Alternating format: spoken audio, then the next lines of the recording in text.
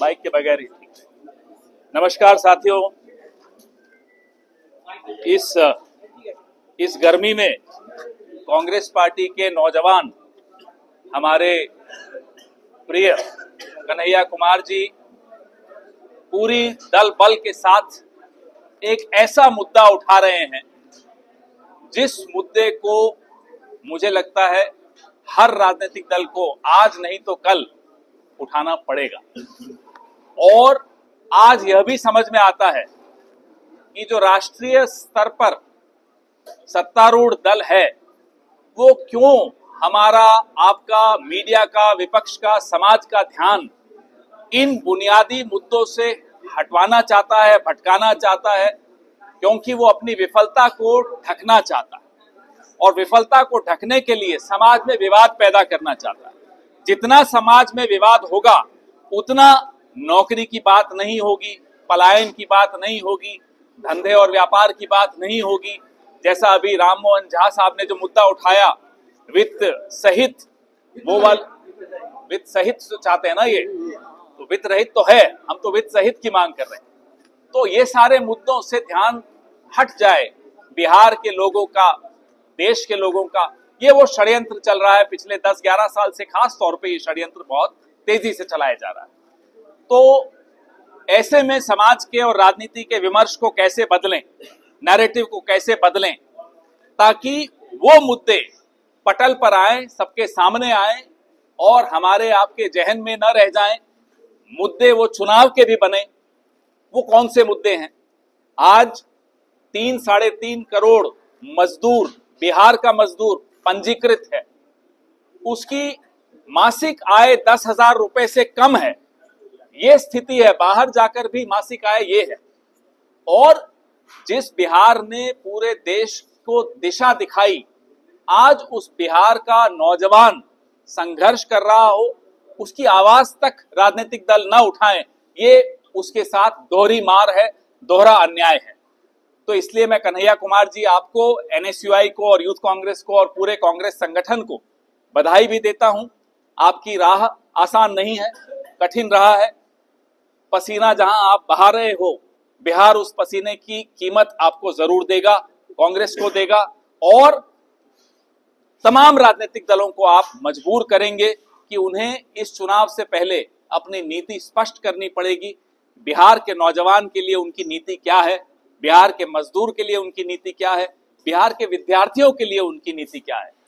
कल जब हम यहां उतरे पटना हवाई अड्डे पर, तो न्यूज फ्लैश आ रहा था कि असम में 11वीं कक्षा का पेपर लीक हो गया और 11वीं कक्षा का एग्जाम कैंसिल हो गया।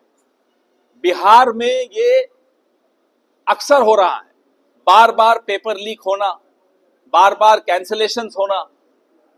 माता पिता कर्जा लेकर कोचिंग दिलवाएं और उसके बाद नौकरी तो छोड़ दीजिए, नौकरी की भर्ती की जो प्रक्रिया है वो ही कैंसिल हो जाए, तब तक उसकी उम्र निकल जाती है। और ये समस्या बिहार में बहुत ज्यादा देखने को मिल रही है। जहां जहां पांव पड़े उनके, जो गुजरात से आए हैं, गुजरात में 5 साल में 32 पेपर लीक हुए हैं, कैंसिलेशंस हुई हैं। जब वो यहां आ गए, सरकार का हिस्सा बन गए, देखिए बिहार की क्या हालत हो रही है, नौजवान की क्या हालत हो रही है, विद्यार्थियों की क्या हालत हो रही है। इसलिए ये, और मैं बड़ा खुश हूं ये जानकर, मुझे आज ही मालूम पड़ा कि रोज एक स्थानीय मुद्दा आप उठाते हैं। चुनाव जब कोई लड़ने आए आपके पास, वोट मांगने आए आपके पास, या टिकट मांगने आए हमारे पास, तो क्या वो स्थानीय मुद्दों की जानकारी रखता है, का ज्ञान रखता है, उसका समाधान के बारे में उसने क्या सोचा है, ये सब एज अ वोटर आपको भी जानना जरूरी है, एज अ पार्टी हमें जानना जरूरी है, और एज अ मीडिया हम सबको सीधा रखना की जिम्मेदारी आपकी है। इसलिए मैं फिर से, क्योंकि सब थक कर आए हैं, आप लोग भी गर्मी में बड़ी दूर से आए हैं, ज्यादा लंबी बात नहीं रखूंगा, लेकिन राजनीति इन्हीं मुद्दों पर होनी चाहिए। वोट मांगने का हक उन्हीं लोगों को होना चाहिए जो इस तरह के मुद्दे उठाने की हिम्मत रखते हों, क्षमता रखते हों, और इन समस्याओं का समाधान रखने का भी उनके पास एक विजन हो। ये तमाम विजन कांग्रेस पार्टी के पास है, हमारे नेतृत्व के पास है। इसलिए हम आप सबकी आंखों में आंखें डालकर ये बात कह रहे हैं कि असली मुद्दे ये हैं है इन सब पार्टियों की हिम्मत तो आए इन मुद्दों पर चर्चा करें, आपसे भी, हमसे भी और अपने वोटर से भी। जय हिंद, जय बिहार। आपके सवाल, या करैया जी आप कुछ कहना चाहेंगे, मदन मोहन जी कुछ कहना चाहेंगे? सवाल एक एक करके सवाल हाँ हाँ सबसे पूछ सकते हैं। लालू प्रसाद यादव ने मोतिहारी में कहा कि तेजस्वी यादव के नेतृत्व में सरकार बनेगी, कोई माई का लाल सरकार बनाने से नहीं। पहले तो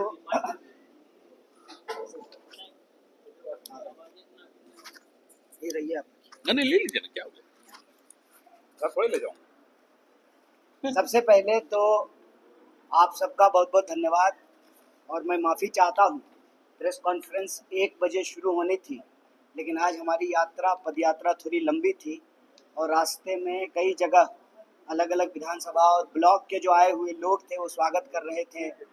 मंदिर जाना हुआ, मजार पर जाना हुआ, गुरुद्वारा जाना हुआ, तो थोड़ी देरी हुई है, इसके लिए मैं आपसे माफ़ी चाहता हूँ। दूसरी बात कि ये प्रेस कॉन्फ्रेंस हम लोग पलायन रोको नौकरी दो यात्रा की तरफ से करते हैं रोज, और आज हमारे लिए बहुत खुशी की बात है कि हमारे राष्ट्रीय नेता और मीडिया डिपार्टमेंट के चेयरमैन पवन जी मौजूद हैं, अभय जी मौजूद हैं, साथ में जो है हमारे प्रवक्ता हैं स्टेट के, नेशनल के, और तमाम नौजवान साथी मौजूद हैं। तो इस यात्रा की प्रेस कॉन्फ्रेंस में जो हमारा मेन मुद्दा है, पलायन का सवाल, नौकरी का सवाल, शिक्षा का सवाल, सामाजिक सुरक्षा का सवाल, उसको तो उठाते ही, लेकिन जिस भी जिले में जाते हैं उस जिले से जुड़ा हुआ जो स्थानीय सवाल होता है उस पर भी बात रखते हैं।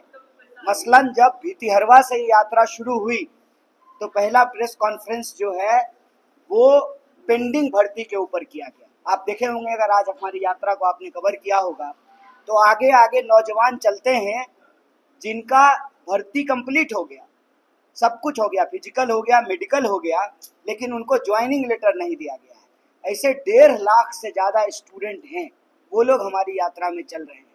तो पहला दिन उनका प्रेस कॉन्फ्रेंस हुआ।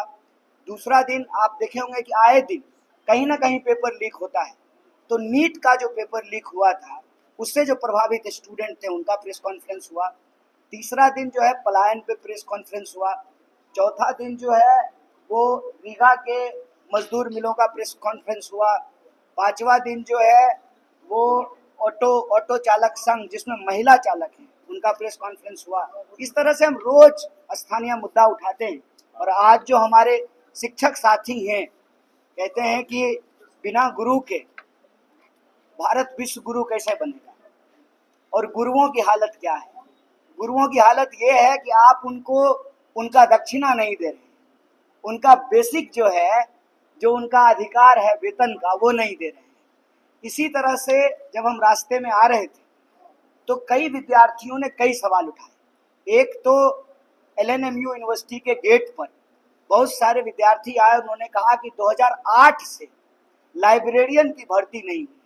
उस डिपार्टमेंट से जो पढ़े हुए लोग हैं, जिनके पास डिग्री है, उनको उनका बहाली नहीं किया गया है। वो लोग आकर के अपना मांग पत्र सौंपे।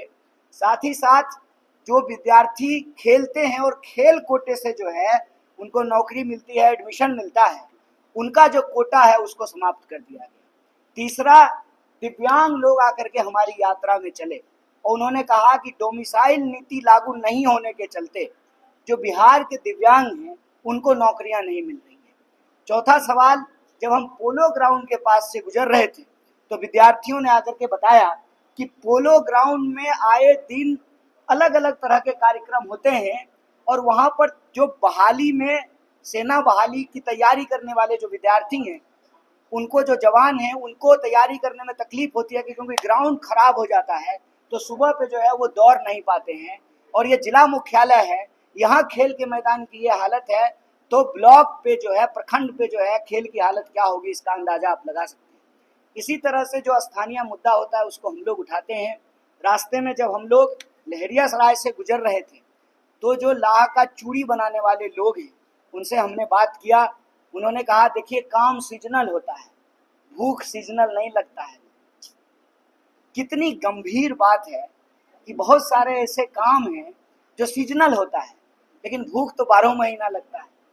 और जब आप एक एक चीज को देखेंगे बिंदुवार, आप बिहार में शिक्षा का इंफ्रास्ट्रक्चर देखें, आप बिहार में रोजगार की स्थिति को देखें, यहाँ के जो कामगार हैं उनकी स्थिति देखें, यहाँ की जो सड़कें हैं, गलियां हैं, उसकी स्थिति देखें। दरभंगा कोई आज का शहर नहीं है, कविवर विद्यापति का जो है भूमि है ये। और हम लोग अक्सर उनका गाना सुनते थे, उगना रे मुर्कतौ गले रे उगना। और आज स्थिति ये है कि उसी दरभंगा के लोग पूछ रहे हैं कि नौकरी रे मुर्कतौ गले रे नौकरी। और पलायन इतना बड़ा दर्द है कि 2 करोड़ से ज्यादा, ठीक कहा आपने, 2 करोड़ से ज्यादा लोग बिहार के पलायन कर चुके हैं। सरकार दावा करती है कि सब कुछ ठीक हो गया है, ब्रिज बन गया है, सड़कें बन गई है, बिजली 24 घंटा आ रहा है, सब कुछ ठीक हो गया है, तो लोग घर क्यों छोड़ रहे हैं? और ये खुशी में पलायन नहीं कर रहे हैं, ये कोई बाबा धाम की यात्रा नहीं है, ये कोई हज की यात्रा नहीं है कि हम पुण्य कमाने के लिए जा रहे हैं, ये मजबूरी में की जाने वाली यात्रा है। ये पलायन फोर्सफुल है, मजबूरी में लोग, कोई नहीं घर छोड़ करके जाना चाहता है। तो सरकार के दावों की हकीकत ये है कि ये सरकार अब पलायन की सरकार है, ये सुशासन की सरकार नहीं है, ये पलायन की सरकार है। प्रश्न ये है कि कल हमारे जो नौजवान यात्रा में चल रहे हैं, क्योंकि ये यात्रा नौजवानों और विद्यार्थियों की यात्रा है, ये किसी एक व्यक्ति की यात्रा नहीं है। और ये नौजवान इसलिए यात्रा कर रहे हैं कि कल को बिहार में जब राजनीति का विमर्श हो तो उसके केंद्र में नौकरी का सवाल हो और पलायन का सवाल हो, राजनीति के विमर्श के केंद्र में ये हो। और हमारी कोशिश बस इतनी है, जो हम तमाम कांग्रेस से जुड़े हुए लोग हैं, कि जैसे आज़ादी के आंदोलन में कांग्रेस पार्टी संघर्ष का एक मंच था, देश को आज़ाद कराने वाले उस मंच से जुड़ रहे थे और स्वराज का सपना लिए कोई हंसते हंसते फांसी के फंदे को चूम रहा था, कोई सत्याग्रह कर रहा था। उसी तरह से आज NSUI यूथ कांग्रेस संघर्ष का मंच बने और जो भी प्रभावित वर्ग है, चाहे शिक्षक हो, विद्यार्थी हो, किसान हो, मजदूर हो, नौजवान हो, महिला हो, कोई भी आकर के अपनी बात को उठा सकता है।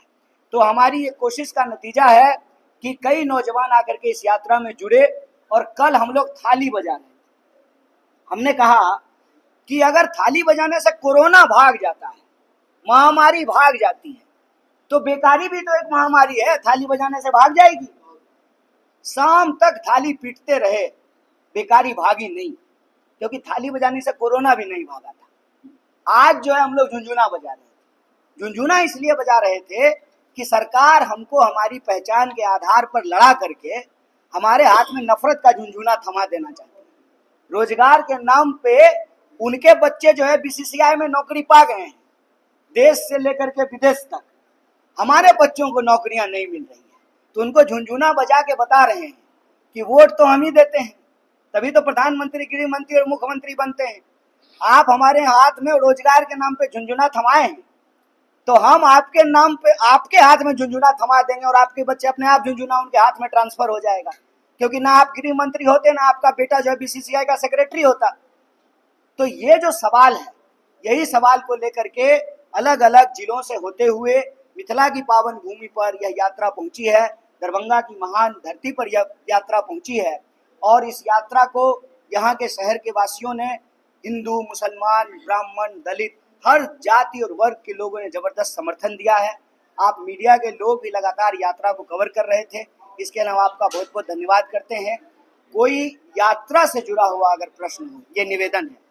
बाकी जो भी आपके राजनीतिक सवाल हैं, चुनावी सवाल हैं, और हम सब सवाल का जवाब देने वाले लोग हैं। हमारे प्रवक्ता रोज टीवी में जाकर के सवालों का जवाब देते हैं, पवन जी जो है रोज सवाल का जवाब देते हैं। जब चुनाव होगा, चुनावी बात होगी, महागठबंधन की बात होगी, सरकार की बात होगी, वो प्रश्न का जवाब हम उस प्रेस कॉन्फ्रेंस में देंगे। आज यात्रा से जुड़ा हुआ अगर आपका कोई प्रश्न है तो आप जरूर पूछें, हम लोग यथासंभव उसका जवाब देने का प्रयास करेंगे। बहुत बहुत धन्यवाद। आप कह रहे हैं शासन की सरकार नहीं, पलायन की सरकार है। फिर आप बार-बार कह रहे हैं कि सरकार की गलतियों का नतीजा है जो पलायन का दर। नहीं तो पिछली सरकार का मतलब क्या? पिछली सरकार तो पिछले कई दशकों से जो है नीतीश जी मुख्यमंत्री हैं। जहां तक हमको याद है, अगर मैं ठीक हूं, अगर गलत हूं तो आप करेक्ट कर दीजिएगा, 2005 में नीतीश जी जो है मुख्यमंत्री बन गए थे। तो 20 साल हो गया। कौन सी पिछली सरकार? पिछली सरकार अगर आप कह रहे हैं तो आप हमको बता दीजिए कि नेहरू जी के जमाने के बाद कितनी फैक्ट्रियां बिहार में खुली हैं। याद कीजिए, जूट मिल खुला था, कल ही हम समस्तीपुर में थे, तमाम जगह चीनी मिल खुला था। अभी भी चनपटिया का चीनी मिल बंद है, मोतिहारी का चीनी मिल बंद है, और पूरे इलाके में दोनों यूनिवर्सिटी जो है, दोनों ने 3 यूनिवर्सिटी घूम करके आ गए। बिहार यूनिवर्सिटी भी घूम लिए, अब LNMU के इलाके में घूम रहे हैं। एक भी ढंग का, एक कह रहे हैं, एक भी ढंग का लॉ कॉलेज नहीं खुला हुआ। तो यूनिवर्सिटी खोला हुआ कांग्रेस का, फैक्ट्री खोला हुआ कांग्रेस का, बांध बनाया हुआ कांग्रेस का, पुल बनाया हुआ कांग्रेस का, और कांग्रेस का बनाया हुआ पुल आज भी चल रहा है। मैं बेगूसराय से आता हूँ, सिमरिया घाट के बगल में हमारा जो है गांव है, और आप जो है दरभंगा मधुबनी के लोग कल पास का मेला करने वहां जाते हैं, 1 महीना रहते हैं। अभी भी देखिए राजेंद्र पुल खड़ा है, आज जो पुल बन रहा है वो तो गिर रहा है। तो हमारी जो कांग्रेस की अगर बात कीजिएगा, लोग क्या है ना, देखिए सर, कांग्रेस ना एक उदारवादी पार्टी है। कांग्रेस से आप सवाल पूछेगा तो आपको जेल में नहीं बंद कर देगी। तो लोगों को जो मन आता है उलझुल बात कहते हैं। लेकिन आप हमको बता तो दीजिए, जब से कांग्रेस सरकार में नहीं है, फुल फ्लेजेड कांग्रेस की सरकार लास्ट कब थी? 89 में थी।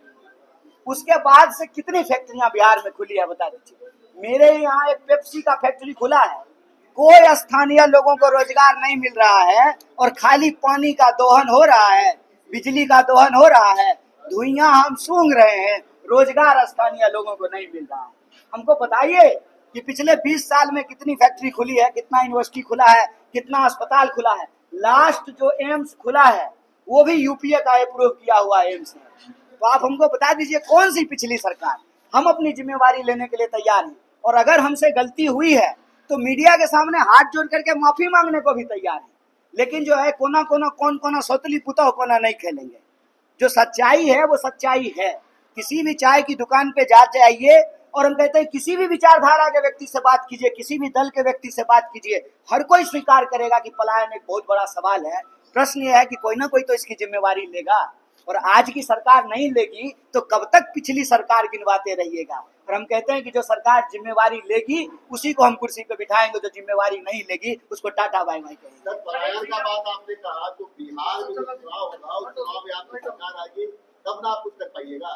तो बिहार में जो चुनाव होगा तो क्या रणनीति है आपकी इस बार चुनाव में बिहार में कांग्रेस? वो प्रेस कॉन्फ्रेंस जब करेंगे पवन जी आकर के चुनाव पे, तब उस रणनीति के बारे में। सीधा सवाल, पलायन आप कैसे रोकेंगे? आपके पास सीधा जवाब, जिस वजह से पलायन होता है उस वजह को रोकेंगे, पलायन रुक जाएगा। पलायन क्यों होता है? पलायन लोग पढ़ने के लिए बाहर जाते हैं, इलाज कराने के लिए बाहर जाते हैं, कानून व्यवस्था की हालत खराब है तो सामाजिक सुरक्षा के लिए बाहर जाते हैं। तीनों चीज आप सुनिश्चित कर दीजिए, पलायन रुक जाएगा। आप अगर यहाँ शिक्षा की व्यवस्था बेहतर कर देंगे तो यहाँ का विद्यार्थी क्यों बाहर जाएगा? फिर पंजाब का विद्यार्थी यहाँ पढ़ने के लिए आएगा।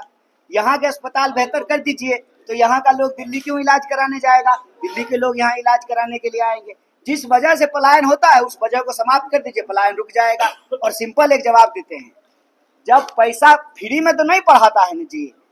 इंजीनियरिंग करने के लिए पूरा देश में जाते हैं तो अपने माए बाप के पैसा से पढ़ते हैं। तो जब इंजीनियरिंग ही पढ़ना है तो मुजफ्फरपुर में क्यों नहीं पढ़ सकते हैं, दरभंगा में क्यों नहीं, मधुबनी में क्यों नहीं, समस्तीपुर में क्यों नहीं?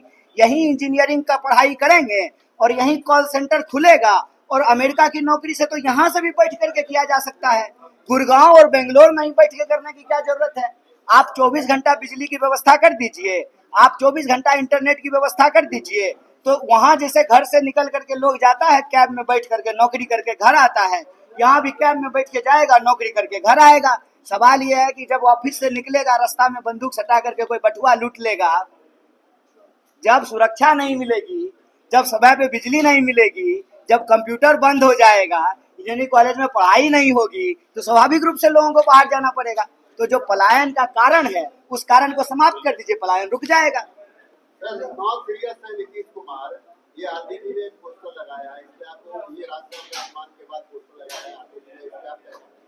देखिए वो सब बात जो आप कह रहे हैं ना, आपकी जो इच्छा है हम समझ रहे हैं। एक्चुअली नौकरी का बात, पलायन का बात, इसमें उतना मसाला नहीं है, उतना मजा नहीं होगा, लेकिन हम कह रहे हैं बहुत जरूरी है। वो सब बात जो है हम करेंगे। हम कहीं भाग, हम एनजीओ थोड़ी हैं सर, पॉलिटिकल पार्टी हैं, देश का मुख्य विपक्षी पार्टी हैं, चुनाव लड़ेंगे, मैनिफेस्टो जारी करेंगे, प्रेस कॉन्फ्रेंस करेंगे, तब ये सब सवाल पूछिएगा और सब सवाल का जवाब देंगे। क्या अगर शिक्षा व्यवस्था अच्छी होती तो पलायन जो आप यात्रा निकाल रहे हैं वो निकालने की नौबत पड़ती? बिल्कुल नहीं नौबत पड़ती। अगर पलायन नहीं होता तो पलायन रोकने की बात नहीं करनी पड़ती। अगर आप सत्ता में आएंगे एक इनका सवाल ले लेते हैं। बिहार की जो आर्थिक जी इनकम ऑफ सोर्स आप भी जानते हैं, सब कुछ नहीं कहा जाए। आप पलायन रोकने की बात करते हैं, रोजगार देने की बात करते हैं, लोगों को सैलरी कहाँ से देंगे, कहाँ से रोजगार करेंगे, और इनकम ऑफ सोर्स के लिए आप क्या करेंगे कि बिहार की अपनी कुछ इनकम हो, व्यवस्था हो। क्योंकि केंद्र के भरोसे आज भी बिहार सरकार चल रही है, ये भी याद सकते हैं। और कल होकर के बिहार जो भी राज्य हो उनको अपना इनकम नहीं है तो वो भी केंद्र के भरोसे चलती है। और आपका केंद्र में क्या है और बिहार में क्या है, क्योंकि आप 2025 में चुनाव के लिए जा रहे हैं, कैसे आप? देखिए, सबसे पहली बात तो ये कहना कि बिहार में इनकम के सोर्स नहीं है, गलत है। अगर इनकम का सोर्स नहीं होता तो पटना में ताज होटल नहीं खुलता। अरे हमारे आपके लिए तो ताज होटल नहीं खुला है, जो लोग पैसा कमा लिए हैं उन्हीं के लिए ताज होटल खुला है। और अभी हम आ रहे थे रास्ते में सर, समस्तीपुर से दरभंगा की तरफ, तो बड़ा बड़ा स्कूल खुला हुआ था, जीडी गोयनका और तमाम। तो उसमें जिसके पास पैसा है उसी का बाल बच्चा पढ़ रहा है। तो ऐसा नहीं है कि एक क्लास के पास पैसा नहीं है, पैसा है और वो पैसा यहीं कमा रहे हैं। यही यहाँ आप जो है किसी भी डिपार्टमेंट में चले जाइए, कोई डिपार्टमेंट बिना कमीशन का तो चल नहीं रहा है। तो कमीशन वो खा कहाँ से रहे हैं? इसका मतलब सरकार के खजाने से पैसा खर्च हो रहा है। पैसा नहीं है तो एमएलए को सैलरी कहाँ से आ रहा है? एमएलए को सैलरी आ रहा है ना, एमएलए के लिए घर बन रहा है ना, मुख्यमंत्री के लिए घर बन रहा है ना, जो बड़े बड़े कार्यक्रम होते हैं सरकारी, उसमें पैसा खर्च हो रहा है ना। ये प्राथमिकता का सवाल है सर, और प्राथमिकता का सवाल है, और प्राथमिकता जहाँ है वहाँ पैसा खर्च हो रहा है। हम आपको याद दिला देते हैं, अभी हमारी यात्रा ढाका से होकर के दरभंगा आई है। ढाका में भारतमाला प्रोजेक्ट बन रहा है। भारतमाला प्रोजेक्ट क्यों बन रहा है, किसके लिए बन रहा है? बिहार में जब कुछ है ही नहीं तो रोड क्यों बन रहा है? बिहार में है, बिहार में वो है जिसके लिए दुनिया तरसने वाली है।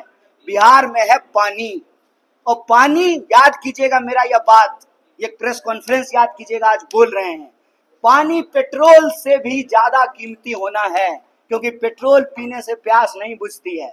पानी की जरूरत सबको है। दुनिया में जिस तरह से पानी खत्म हो रहा है, दुनिया भर के पूंजीपतियों और कारोबारियों की नजर बिहार की पानी पर है। और जब इंडस्ट्रियलाइजेशन होना था तब इंडस्ट्रियलाइजेशन नहीं हुआ है, और जब इंडस्ट्री अब ऑटोमेटिक हो गया है, जहां लोकल लोगों को रोजगार नहीं मिलेगा, तब ये जो है छोटा छोटा यूनिट लेकर के आ रहे हैं ताकि यहाँ के पानी का दोहन किया जा सके। ये जो बड़ी बड़ी सड़कें बन रही हैं हमारे आसपास, हमारे पास तो इनकम ही नहीं है, तो सड़क बना रहे हैं किसके लिए? सड़क बना रहे हैं यहाँ का संसाधन लूट के लेके जाने के लिए। आपको क्या लगता है, मखाना पे भाषण लगा दे करके गए हैं प्रधानमंत्री मस्का मार करके?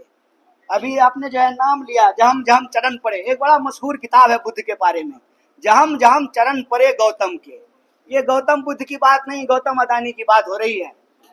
यहाँ के संसाधनों पे नजर है। मैं चुनाव की बात नहीं कर रहा हूँ, चुनाव होगा तो इस पे बोलेंगे और एकदम धमक के साथ बोलेंगे। एन केन प्रकारेण साम दाम दंड भेद, बीजेपी चाहती है उसका मुख्यमंत्री बने, और बीजेपी का मुख्यमंत्री बनने का मतलब है कि बिहार के संसाधन अदानी के हाथ में पहुंचे।